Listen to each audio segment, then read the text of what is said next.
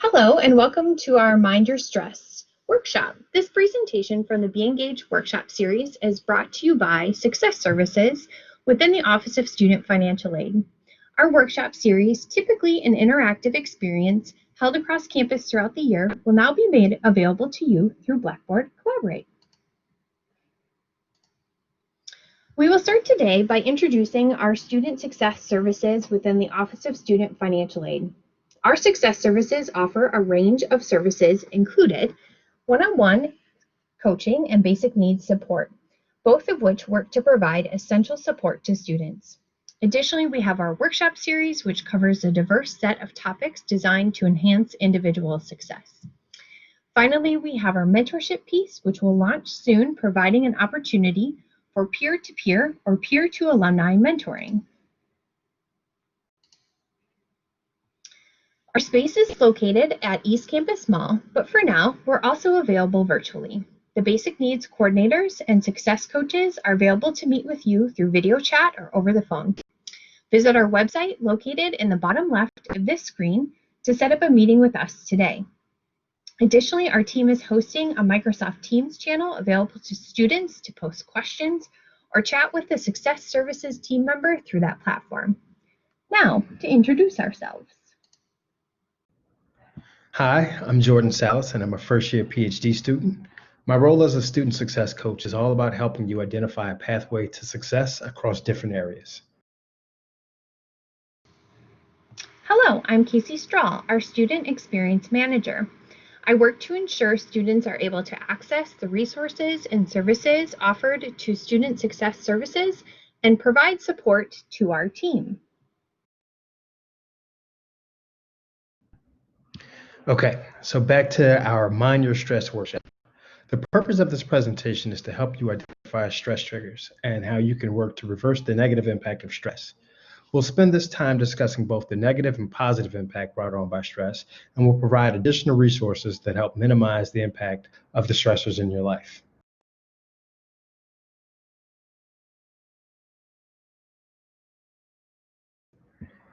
As you might know, stress is your body's response when you are under pressure.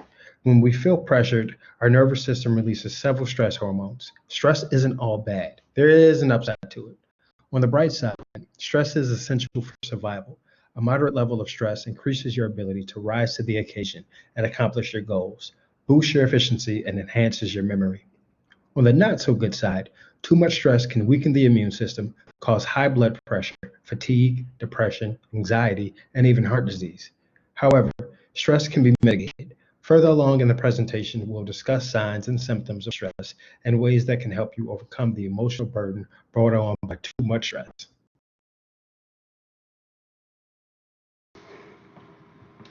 One important thing to understand is stress is something that we all tend to experience in one way or another. As it states here, 55% of students reported that academic life is their greatest stressor, and 60% of college students have been unable to complete an assignment due to stress. Here are a few more statistics. The National Alliance on Mental Health found that 80% of college students feel overwhelmed by their responsibilities. That is a pretty large percentage. Take a moment and reflect. What do you think causes that stress? For you, what triggers your stress?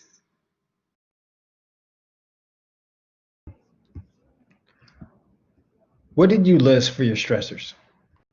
We have provided a few here on the screen. Maybe you listed aspects related to your academic life. Maybe it's related to relationships, whether with a partner or a friend or even a family member. Whatever the stresses are, those are valid, and the list on the screen is not all encompassing. Take a moment to reflect even more and consider if any of your stressors are connected.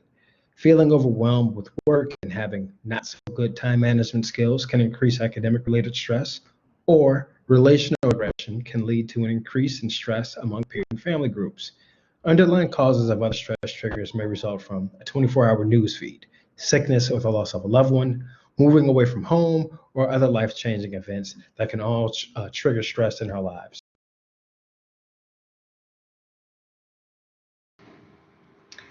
There are many aspects of our lives that cause stress that we might not be able to change. For example, preparing for the future is something that most of us are probably always doing in some way, shape, or form. Additionally, as students at UW-Madison, your academics are going to cause stress.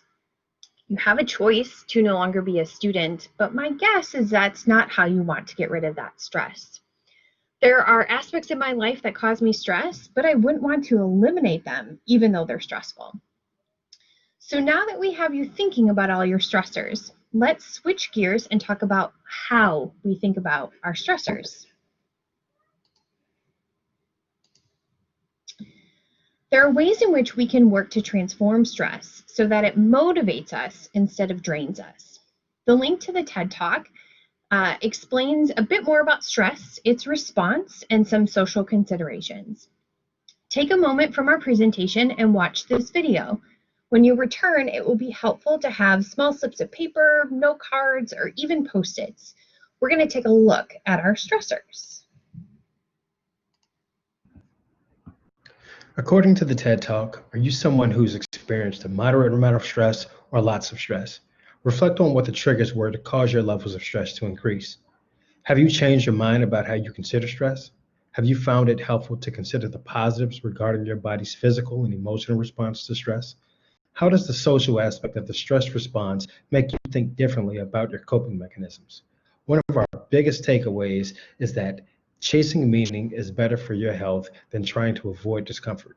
So go after whatever it is that makes meaning in your life and trust yourself to handle the stress that follows. We're going to spend a little time today thinking about how we make meaning and manage the discomfort.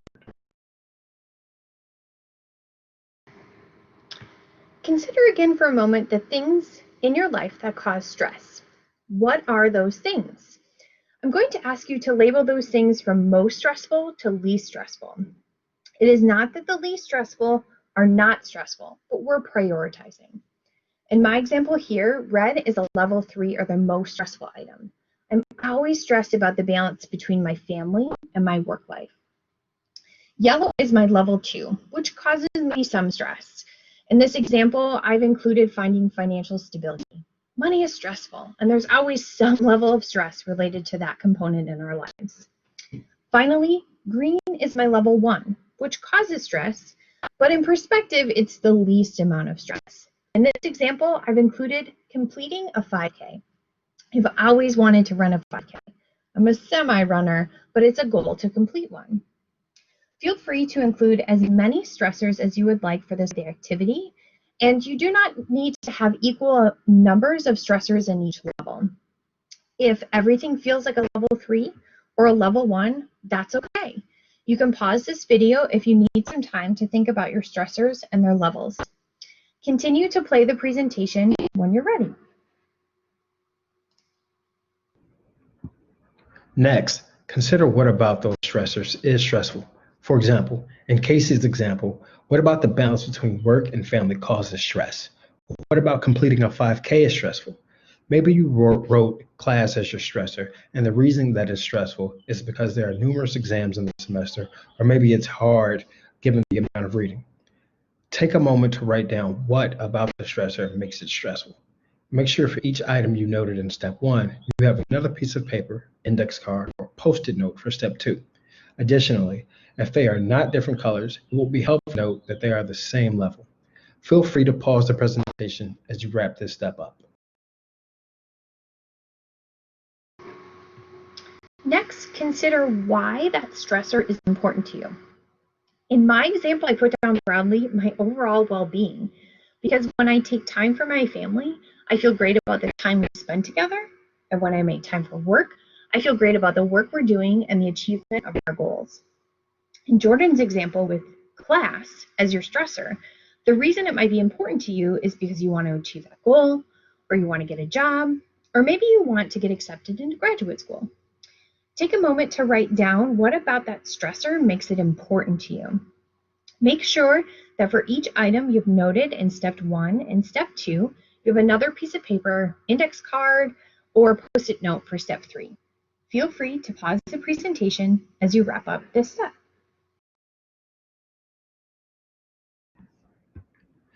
Okay, now with all of your cards in front of you, take a moment and prioritize them by stressor if you haven't already done so. Put the most stressful items at the top of your list and reflect on them.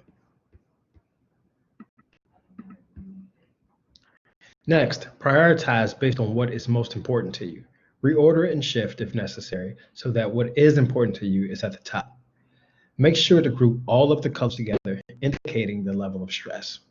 What observations did you notice as you prioritize for stressors versus when you prioritize for importance? What do you see towards the bottom of your list that you could change or even eliminate? What aspects of life were low on your priority list, but also feel they are necessary? How do you strive to make more meaning out of those items if you're unable to eliminate them? One of the most striking quotes for us from the TED Talk was, "Chasing meaning is better for your health than trying to avoid discomfort." So go after whatever it is that is making meaning in your life and trust yourself to handle the stress that follows. As college students, you're almost always signing up for some level of discomfort and stress. There are exams and papers and financial implications, but hopefully you're chasing meaning along the way. The key then is to not only trust yourself, but to also seek out resources to assist you and help you manage the stress that follows this experience. While not an all-encompassing list, we're going to share a few resources with you. Please know that each office we review may have adjusted hours and schedules based on our current virtual situation, but most are offering virtual services. We have included all the available options for the time being, so you'll have an idea of what will be available to you in the future.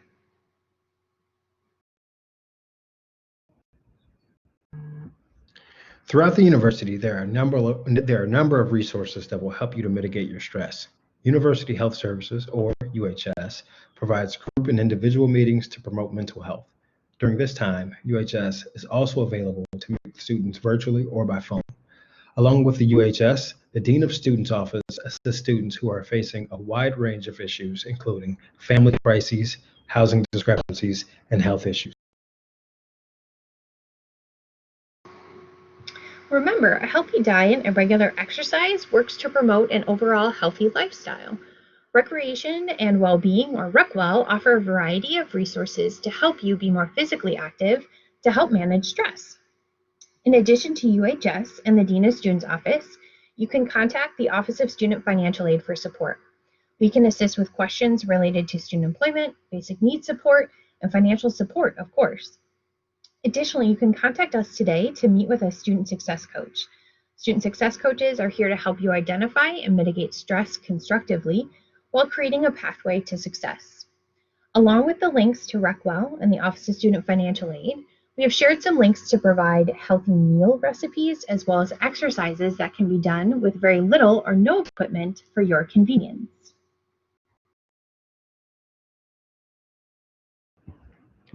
The Multicultural Student Center works with culturally diverse students to promote social justice and inclusion, community building, and other issues uniquely challenging to students of color. Visit the MSC to learn more about the guiding principles and strategic priorities of the MSC. Along with the Multicultural Student Center, the Gender and Sexuality Campus Center provides courses and other resources that promote and strengthen connections across communities, as well as empower students. Here are some more services that UW offers to students who are working to advance existing skill sets, as well as ways to develop different skill sets. A large part of the college experience is peer groups, which is a great way to minimize stress and to work towards reversing the damaging effects caused by stress. Becoming involved with peer groups across campus, students can learn different ways to mitigate stress, leading to an overall increased value in the Wisconsin experience. Additionally, there are several apps that you can download to work to minimize the negative impacts of stress, leading to an increase in efficiency and happiness. Take a look at our list and consider downloading one or two today.